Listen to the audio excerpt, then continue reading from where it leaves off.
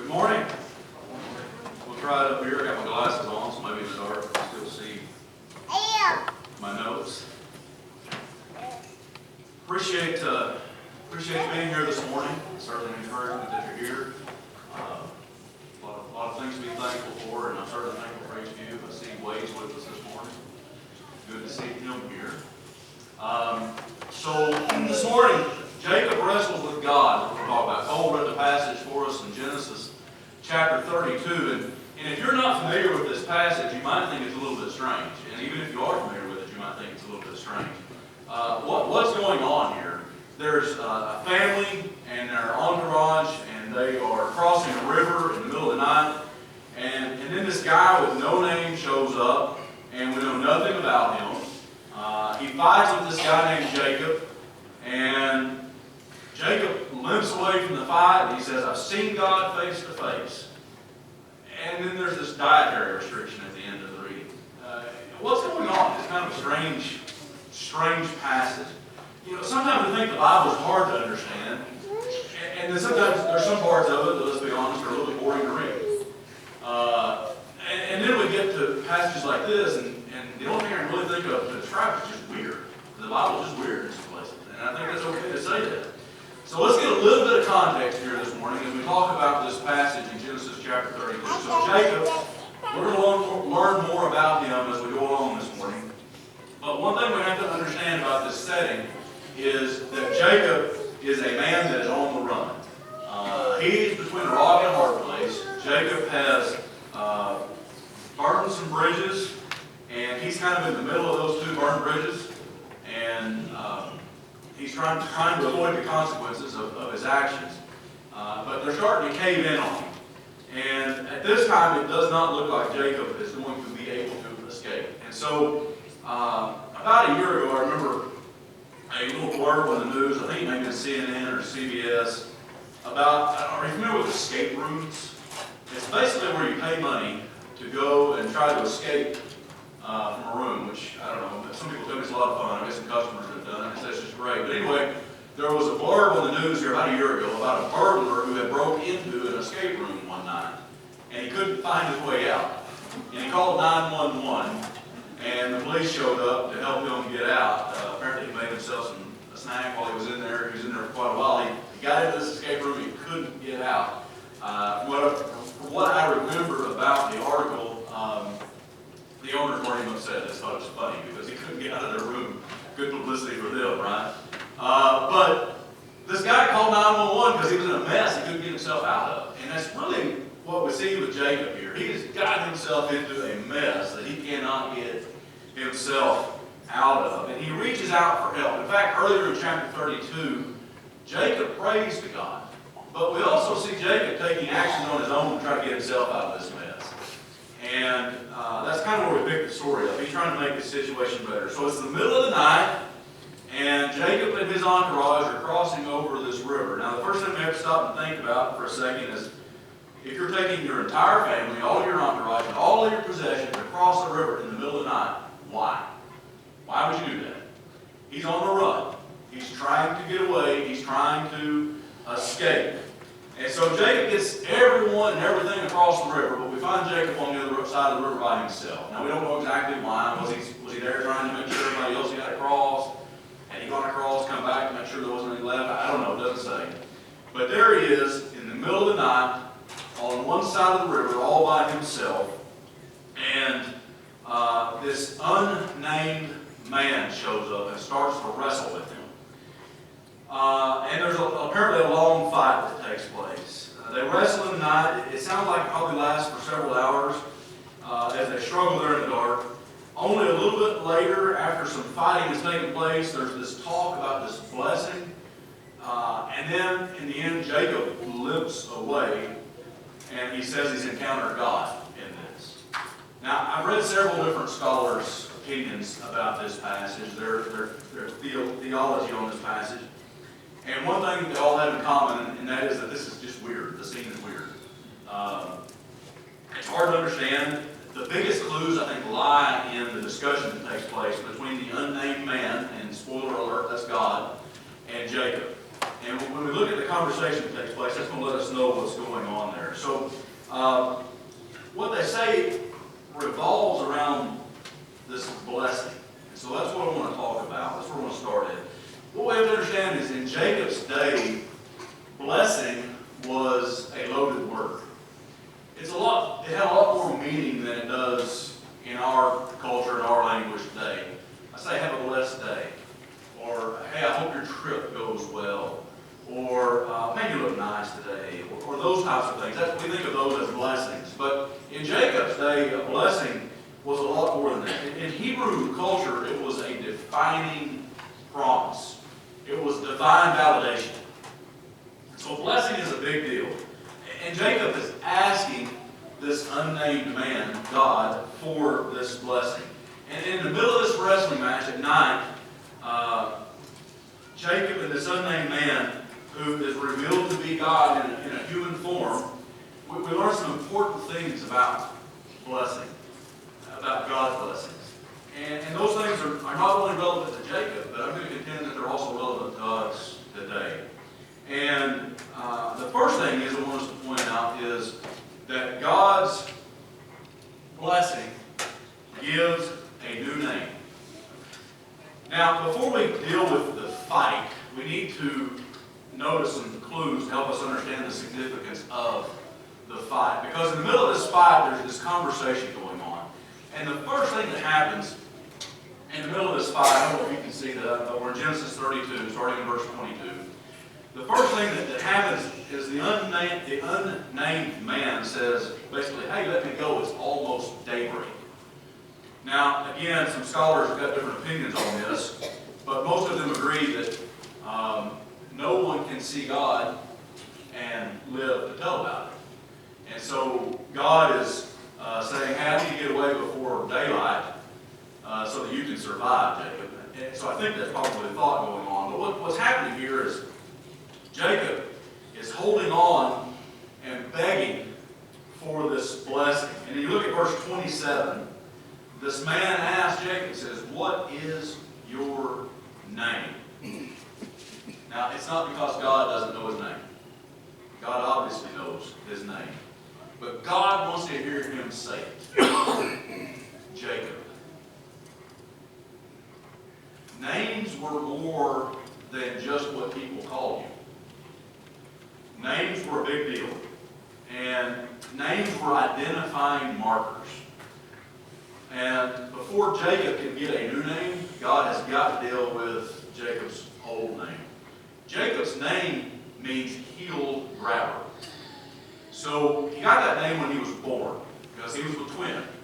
And he was the second born twin. His older brother was Esau, was born first. And as Esau is being born, there is a hand on Esau's heel, and it is Jacob's hand. He is grabbing Esau's heel, leaving the womb. And the thing is in that culture, being the oldest, being the firstborn, was a significant thing. That was the person who would get the blessing. That was the person who would get the lion's share of the inheritance. So it was the person who was going to get the birthright. And Jacob, from the very womb, is grabbing at his brother's heel. I want that blessing. I want that. And it wasn't just about his birth. Conversationally, the name Jacob means deceiver or trickster. And we see that in Jacob's life as well. He lived up to that name. He was always scheming. He was always grabbing at the things that he wanted, the things that he thought that he deserved. Specifically, he was always grabbing for the blessing. There was a movie about a man named Frank Abagnale. I've not seen the movie, but I have read some about Frank. The movie, I think, was I wrote it down here, Catch Me If You Can. And Frank was a con artist. He was a check forger. He was an identity thief. He was just a regular con man. And the movie was Catch Me If You Can. And the movie poster, the subtitle of the movie poster said, The True Story of a Real Fake. And that's Jacob.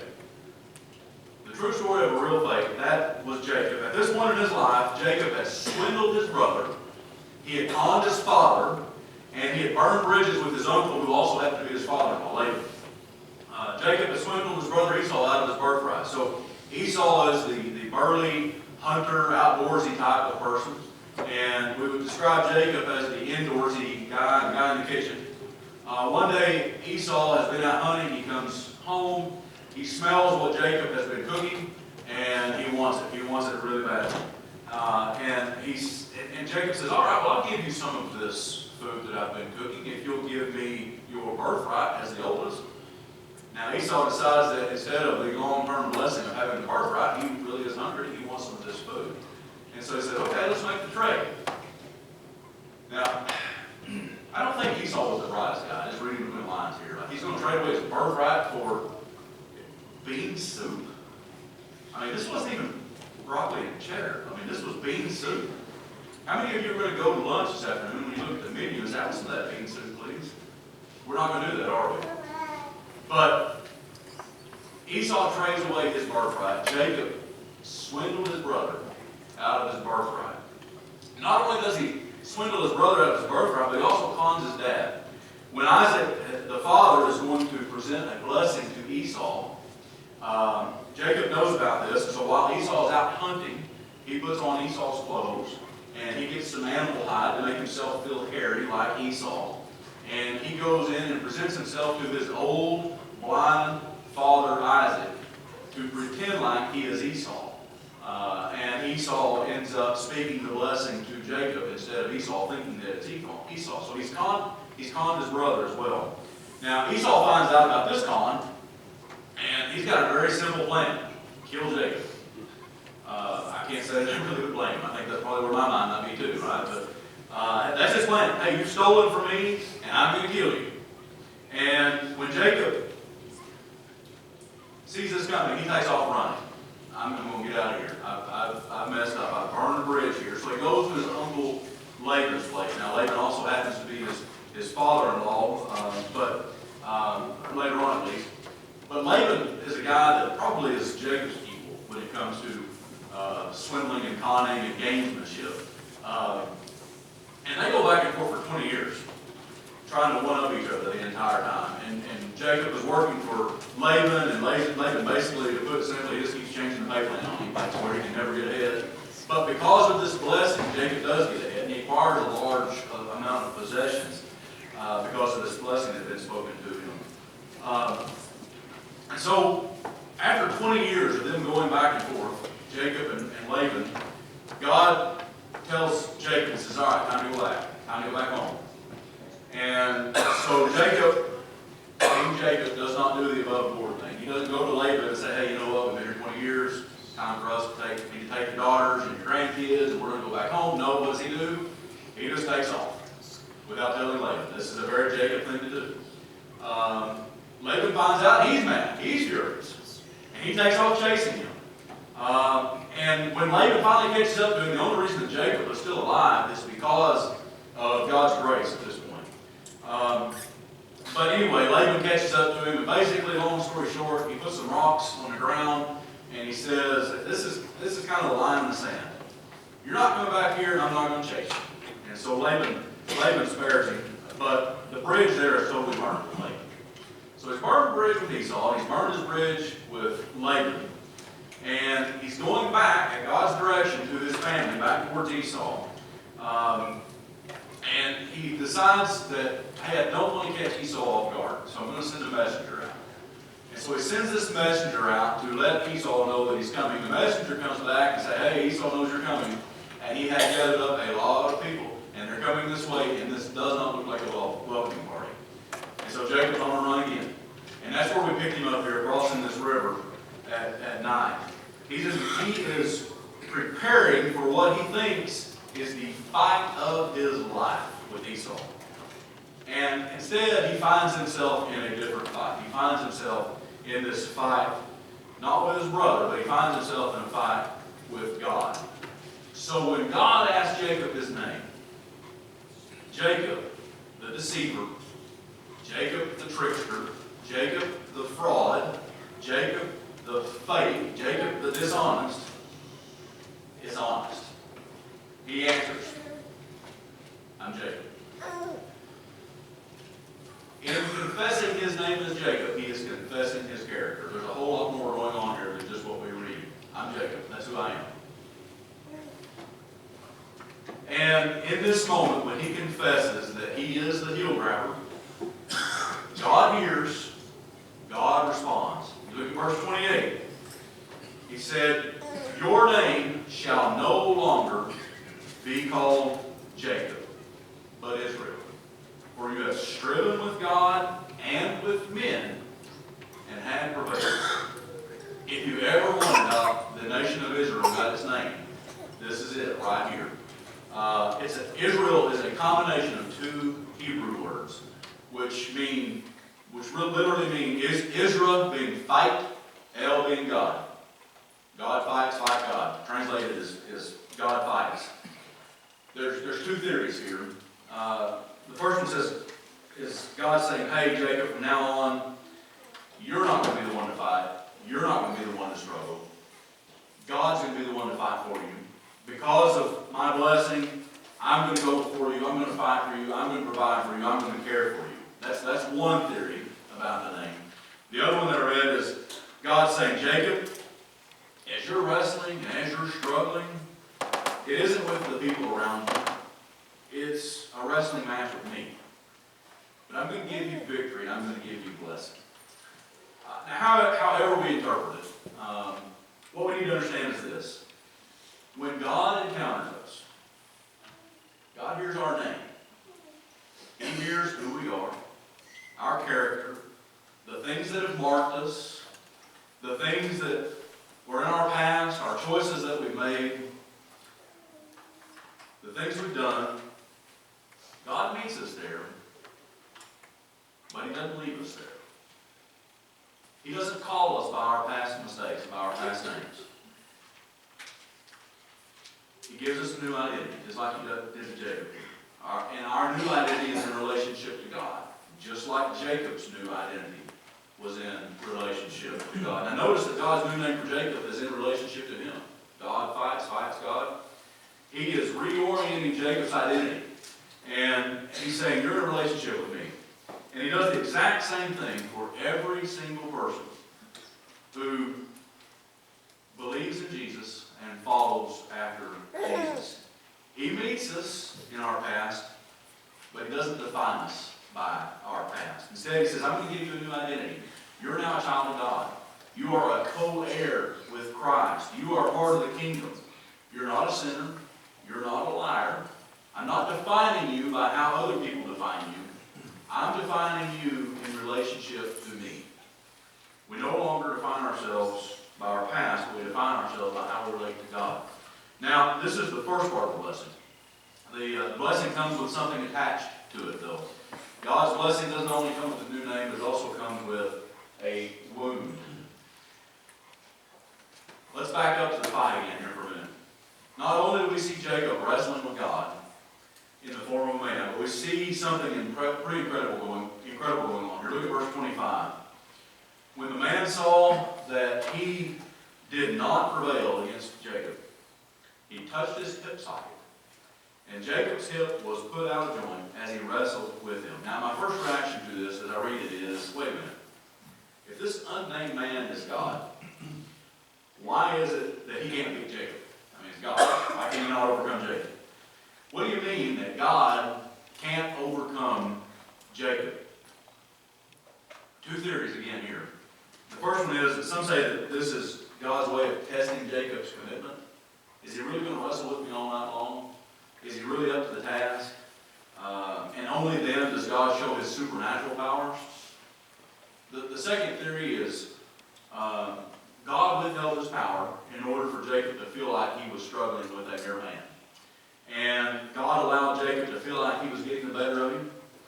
And just like every other person in his life, I'm going to win. I'm going to get prevail. I'm going to get my way out of this. Only all of a sudden to turn the tables on him. Now, I personally like the second interpretation. Plus, it goes with my lesson better. But anyway,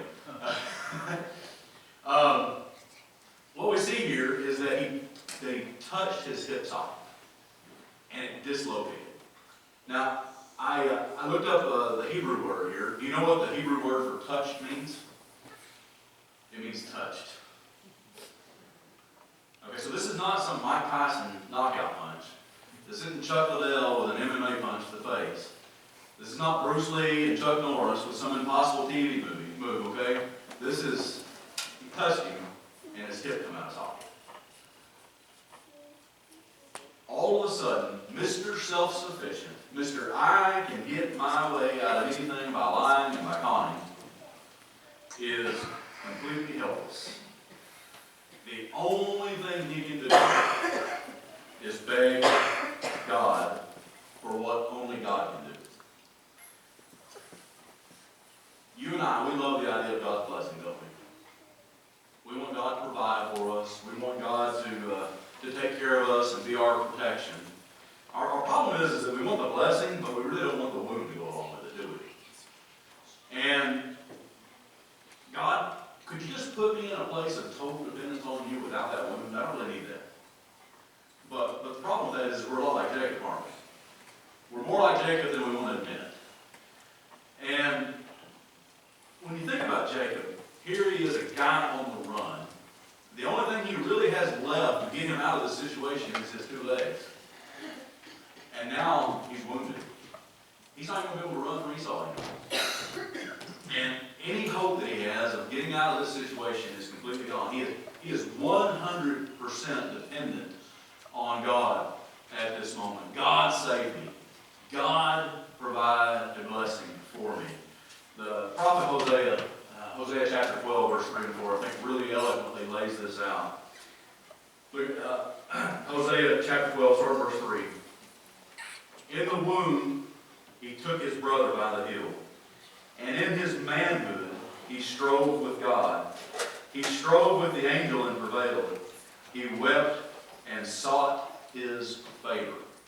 He wept and sought his favor. You see the desperation here? You picture Jacob in the middle of the night, weeping and begging God to work in his life. He was physically put in a place that was going to make him completely, spiritually dependent on God. Now, let's stop for a second and think about our own lives. Can we think about times when we find ourselves the most dependent on God? Now, we shouldn't be dependent on God all the time, right? But when do we typically find ourselves the most dependent on God? It's when we're wounded, right? When something in our life is hurting. Life feels out of control. I feel helpless. Maybe it was an unexpected diagnosis. Maybe it was a long battle with a terminal disease. Maybe it was an unfaithful spouse, a rebellious child. Maybe it's being called into HR to find out that you're being laid off. We get wounded, and we find ourselves completely dependent on God. Now, the thing is we're quick to point out all the storms in our life that aren't our fault, aren't we? But how many of us have Jacob stories? How many of us have created our own wounds? God can provide the growth that we seek while we're wounded. Now listen, I'm not suggesting that God wounds us like he did Jacob. That's not what I'm suggesting at all. But what I'm saying is sometimes we find ourselves feeling lonely and on the other side of the river in our mess. And God meets us there. And he provides for us there. And it's in these moments that we can learn to be completely dependent on God. Now, the blessing doesn't just come with a new name, but it also comes with a wound. And it marks us for life. Look again at Genesis 32, verse 31. The sun rose upon him as he passed Penuel, limping because of his hip. So Jacob walks away with a visible reminder of a spiritual reality. All of his descendants are going to have a dietary restriction because of this event, because of this moment.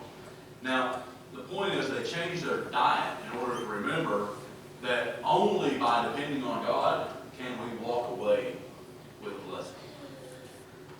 And what's crazy is that God calls Jacob the one who overcomes. And you just think about what all happened here. Jacob is the one that overcomes. Here he is limping away from this encounter with God, and he's the one that overcomes.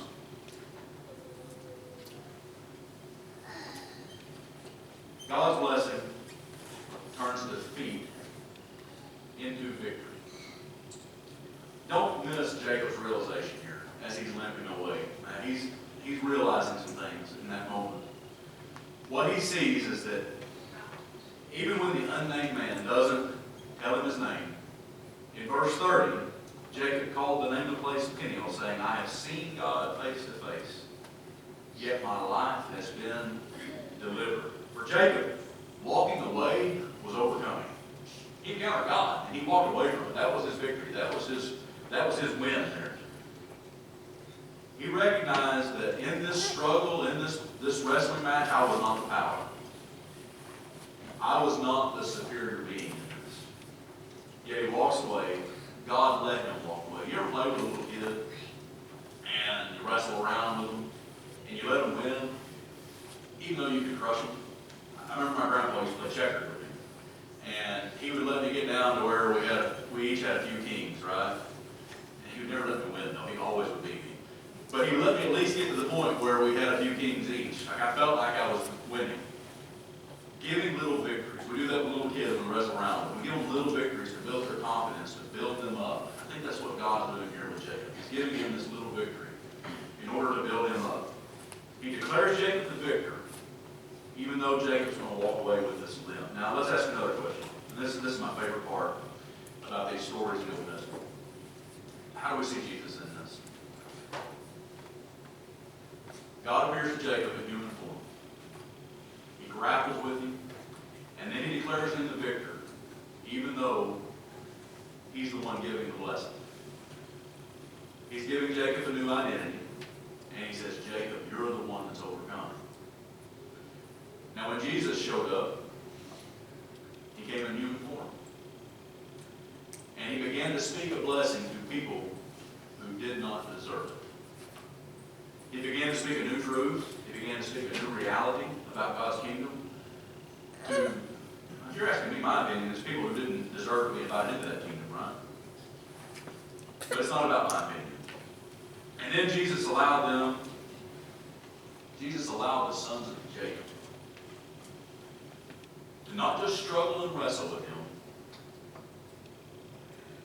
but to fully overcome him. Jesus allowed himself to be beaten. He allowed himself to be mocked. He allowed himself to be whipped. In the middle of the night, he was betrayed. In the middle of the night, there was a struggle. He's taken away. In the middle of the night, there are these mock trials. In the middle of the night, he's taken. But in the morning, the fight's not over for Jesus. The struggle continues. And for him, it's not just a hip. It was nails in his hands. It was nails in his feet. It was a spear in his side. And Jesus is crucified, and he allows himself to be totally overcome by the sons of Jacob. In a moment that looked like defeat for Jesus, he was accomplishing a bigger victory. In the moment that looked like death, Jesus is bringing about life. In a moment that looked like Jesus had faced the curse, he was winning a blessing for us that we could never earn. You look at this story and say, man, God works in unusual ways, doesn't he? It's incredible. It really is.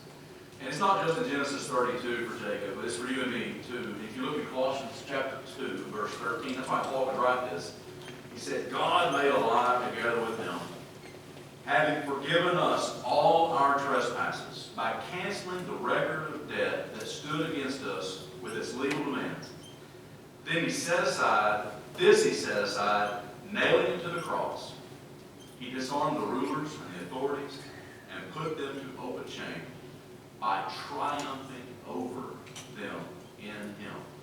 And you ask yourself, what? On a cross. Jesus died, but he triumphed. He gained a victory. In a moment of shame, in a moment of rejection, in a moment of pain, Jesus is providing us hope. He's providing us forgiveness. He's providing us healing for our wounds. He's providing us acceptance. He made the reversal here.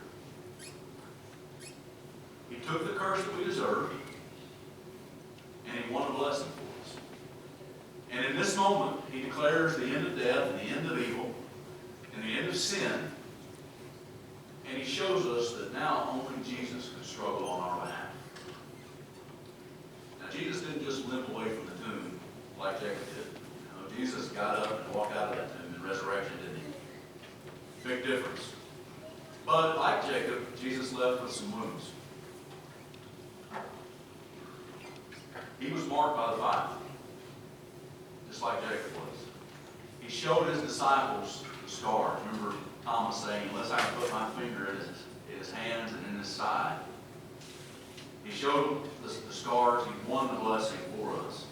Now, the question for us is, do we cling to the resurrected Lord? Jacob clinging on to God, saying, give me a blessing. Do we do that? Do we cling on to Jesus like that? Jesus blessed me, and I'm not going to let go till you do. Do we find ourselves in that position? I can't scheme for the blessings that I need. I can't do enough for the blessings that I need.